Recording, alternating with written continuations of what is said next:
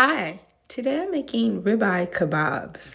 And so these kebabs are simple, very easy, perfect for the grill or the oven. In this case, I'm doing the oven, and you won't be disappointed. Now, I've chosen ribeye because it's a very tender, marbled piece of beef. I have just one large ribeye here that I'm going to cut into cubes. I'm going to also use some fresh thyme and fresh rosemary, as well as fresh garlic and my Parmesan garlic rosemary oil. This is great. Any flavored oil actually does well with these kebabs.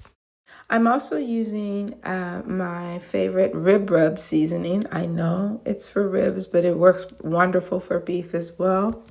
Next, I'm going to take the ribeye as well as the seasonings, herbs, and garlic and put them in a bag to marinate for at least 35 minutes. So I put those in the refrigerator and let those marinate. And while that's happening, I'm going to go ahead and chop up my vegetables.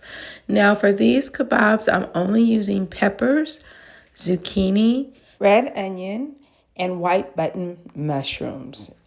Okay, you can use whatever you like, but this is a nice combination. So I've taken the marinated meat and the vegetables, and I begin to place them on skewers like so.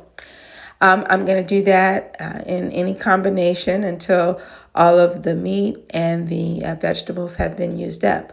I have decided to bake these, so I'm baking them in an oven at 350 degrees at least 25 to 30 minutes, or until the steak is to my liking and the vegetables are wilted. I'm going to then drizzle additional olive oil over the kebabs and lightly season with a little salt and pepper for the vegetables.